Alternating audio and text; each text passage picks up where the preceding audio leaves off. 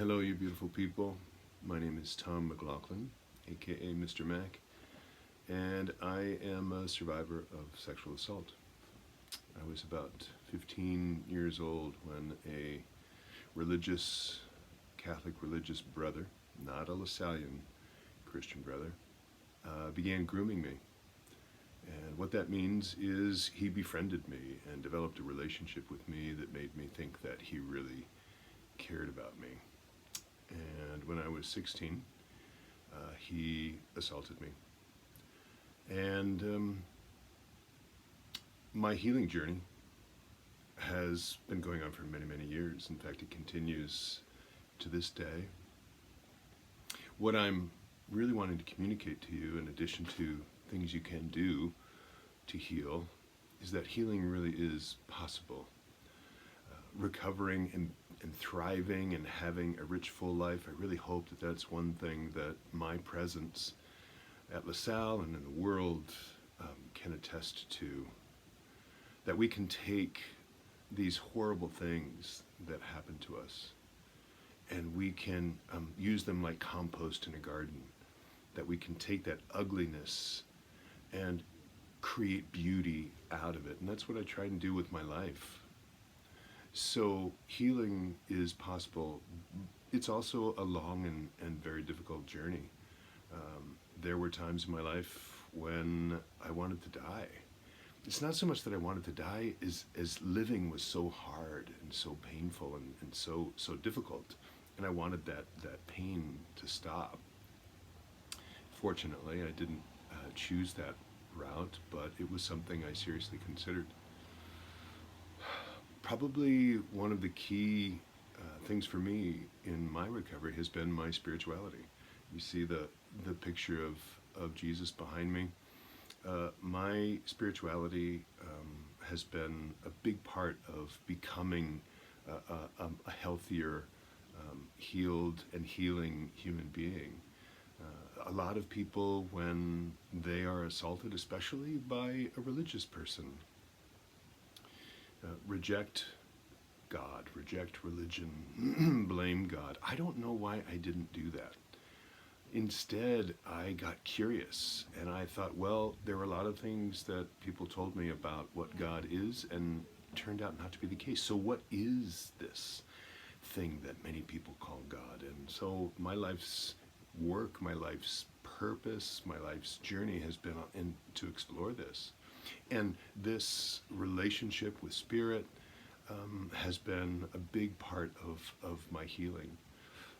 I have spent a lot of time, a lot of energy, and a lot of money on this healing path. There are lots of ways that helped me and might be able to help any of you who have experienced sexual assault. From therapy, that has been a key for me. Reaching out for help. And there are lots of different therapies. Even right at the beginning of the pandemic, when I was teaching from this room, I took on another form of therapy called EMDR. It's a way of dealing with post-traumatic stress disorder, and it's something that I live with. And fortunately, that has been some help. There's lots of talk therapy, but there's also body-oriented therapy, and so I'm beginning to explore that more.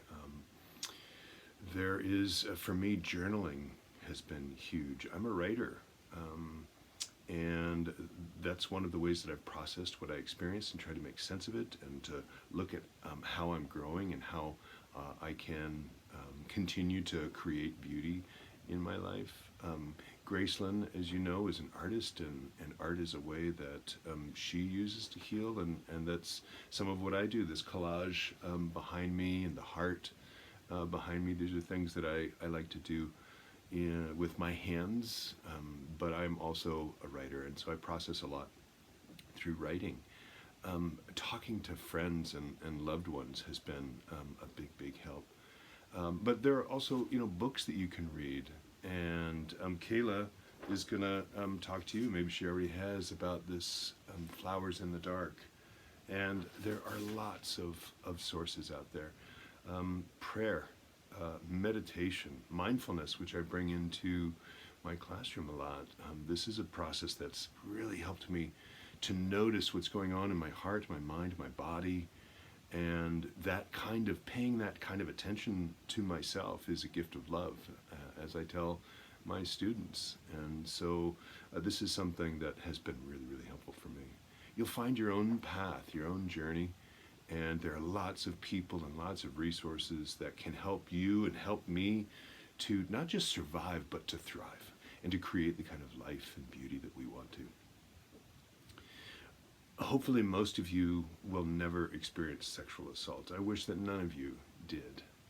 But if you're someone who doesn't experience that, try to have compassion for those who do. It's a hard journey. And do kindness. Be loving to one another. Try not to do things that are going to potentially cause harm and lead someone to feel ostracized or left out. Kindness. Be kind. Be loving. And you and we together can take this darkness, and we can create beauty. It's not everyone's going to survive. Not everyone is going to thrive, but it is possible. And there are lots of us here to journey with you and to love you. And I do love you, and I wish you peace. Thanks for giving me this time to be with you.